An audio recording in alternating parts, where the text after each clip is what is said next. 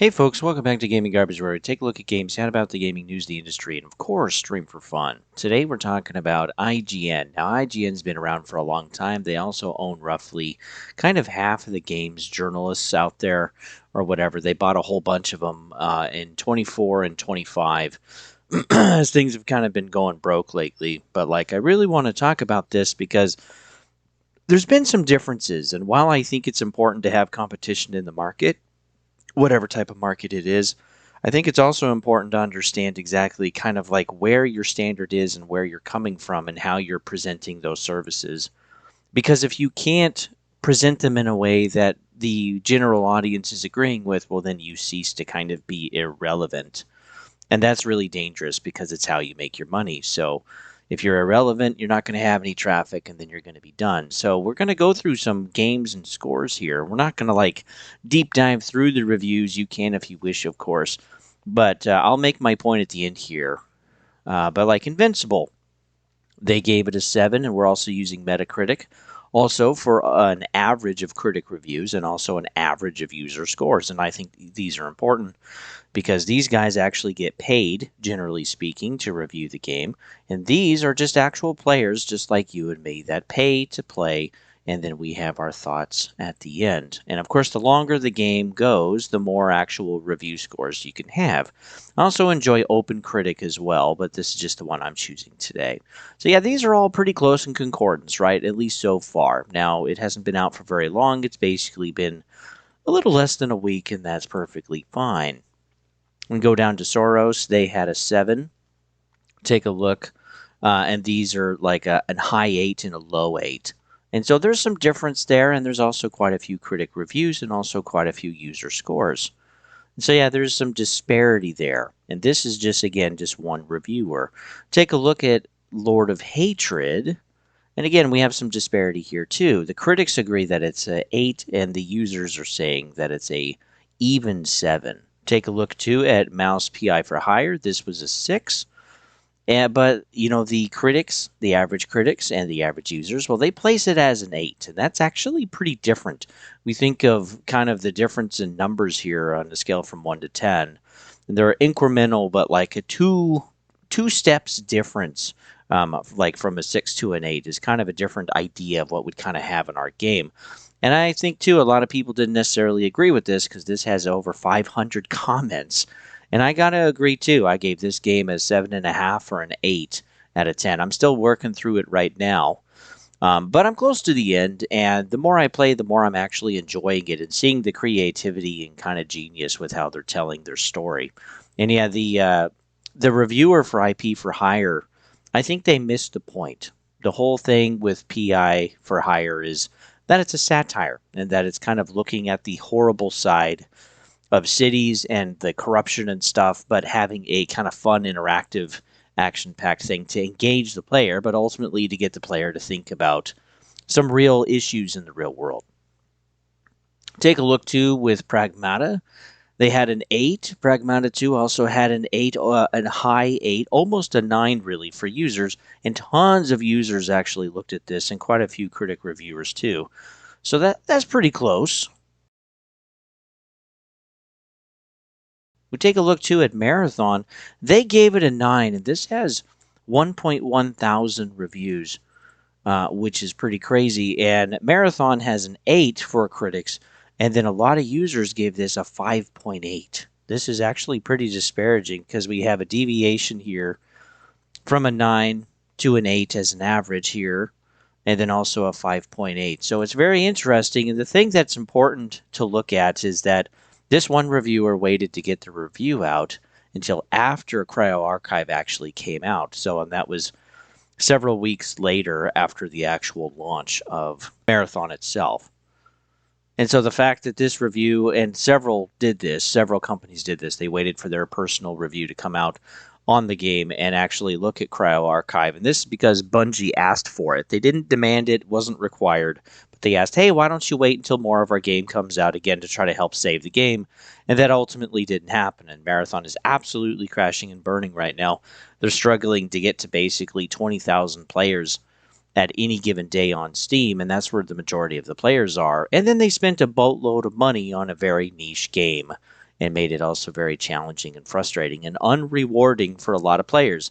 And that's why this score is ultimately so low. And this is why I think it's good to have, again, this kind of mixture. And I think Metacritic and OpenCritic, they have a pretty good idea of kind of like what they're really trying to present, and it's a more clear picture compared to just, again, one person looking at one particular review. We'll also take a look at Crimson Desert here. They gave a 6 out of 10. We take a look at Crimson Desert. They have a 77 for critics and an 8.8 for users. Almost 13,000 users have reviewed this, which is absolutely wild. And again, this is just for one platform. The difference here is pretty wild when we're thinking about it. And again, when you're trying to get a game out very, very quickly, you can't necessarily always have the full view of what the game is like or how satisfying it can be, because it can take time. And again, I wish to point out this is part of the issue with getting a review out too early. I know people kind of want an idea within 24 hours or maybe 48 hours of kind of what a game is like and whether they should buy it or not. But rushing too early looks really, really bad, because maybe other people get their reviews out first, but your score is out there forever. Okay, it's never going away. And then there's other people also competing for your time too. And clearly, yes, I would say that even my own personal experience, that Crimson Desert is like a really high 8 or even a 9 out of 10. It's very, very good with what they're trying to do, and I think they hit it out of the park. Taking a look too with High Guard, they gave it a 7, and we take a look at Metacritic.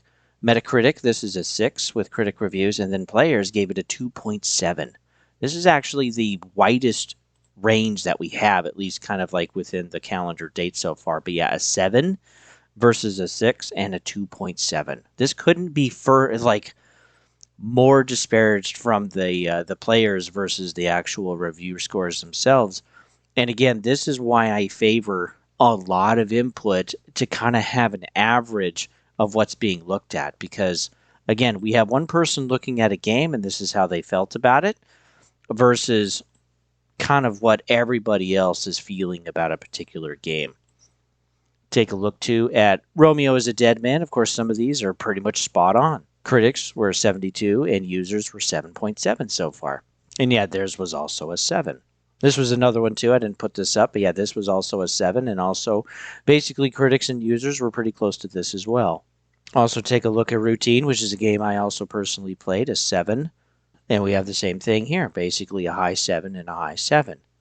And so my point is, while some of these, of course, are spot on, some of these too are also pretty different. Like Mouse PI for Hire, Marathon, Crimson Desert, and High Guard. And these do, like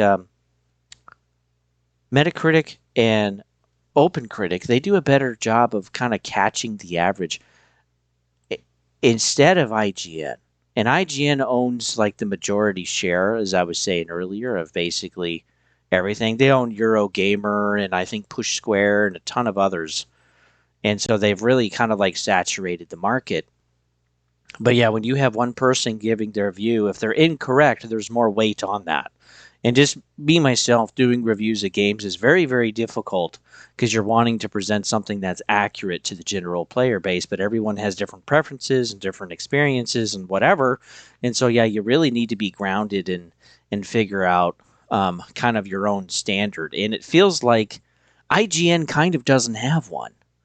And again, one particular review from one person is not overly good compared to the high difference that you can have with a bunch of users and also an average of critics. It's a much better representation. And these, again, start flooding in within the first week that a game is out.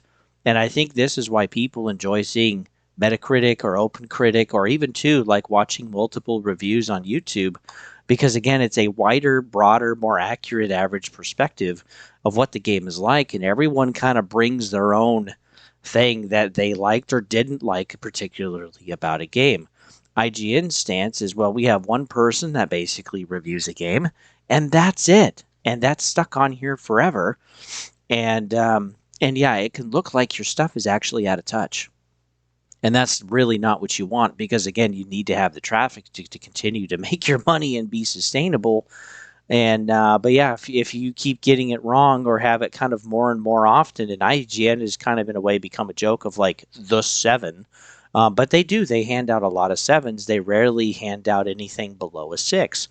And so when your kind of average is a six to a nine, well, this is kind of why too. I think a lot of games that are sixes, sevens, or eights, they're not necessarily bad. They're still pretty good or even good, but again, that's not enough to get players' attention anymore because so many official critics and reviewers give sixes through nines. And it's like, well, that's not enough. And especially now with 70 or even some $80 games. And with things being buggy and always online and updates that mess up the game and progression issues and etc. that can always plague a game, it's getting really frustrating as a player. And so I think players are moving more toward this type of format where they want as big of an average as they can and to get more information to get a more accurate view if it's the game really for them or not at $70 or if they should just wait and not necessarily, try it or even give it any time because it's not just money that's a resource, it's also players' time.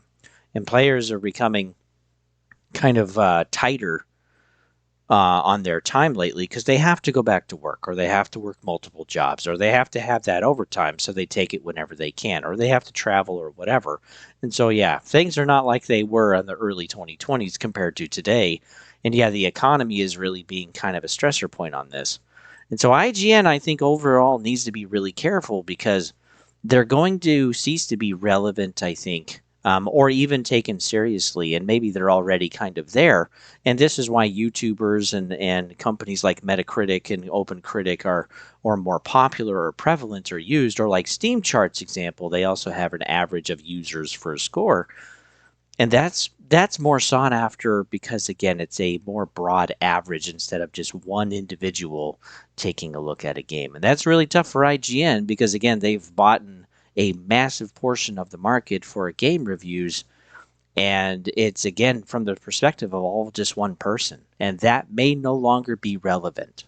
And so they might have to, of course, we've already had roughly half of the game's journalists have been fired, roughly, or like somewhere between like 40-50%, which is a ton.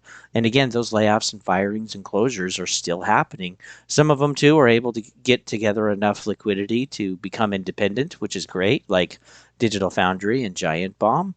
Whether we agree with those perspectives or not, I think they're still important again to kind of get that average. And that's why I appreciate panels that with like Digital Foundry because they're all trying to bring something new or their own kind of flavor to the table and point out things that others don't on the channel. And I think that's good. But again, just the idea of just one person giving their view, man, your view really better be grounded and you better really be presenting exactly why you're saying what you're saying because, well, if you're wrong, it looks really bad. When it comes to like High Guard, Crimson Desert, or Mouse PI for Hire or Marathon. You can just absolutely look out of touch, and that's where IGN is today, and has been too for some time. And I think probably for quite a few of the games, again they're pretty average, but rarely do we see a five. Okay, we're either looking at a four, same with Code Violet down toward the bottom, it's also a four, or we're basically seeing a seven or an eight. And there's really kind of not much else. And yeah, I think it's tough for IGN with the spot that they're in with how they run their business because players are wanting that average and people are wanting more information to decide if they should spend their money or not because it's important. Every dollar counts in this economy. So thanks for tuning in, folks. You can always follow me at Gaming Garbage 22 over at YouTube. Various content every week. You can also follow me over at Twitch if you'd like. When I can stream video games, I will do so there at Don't Turn On The. But boy, lately it's just been too busy, man. Oh boy, yeah. I'm definitely working a bunch too. So anyway, thanks for tuning in. I'll see you guys on the next one.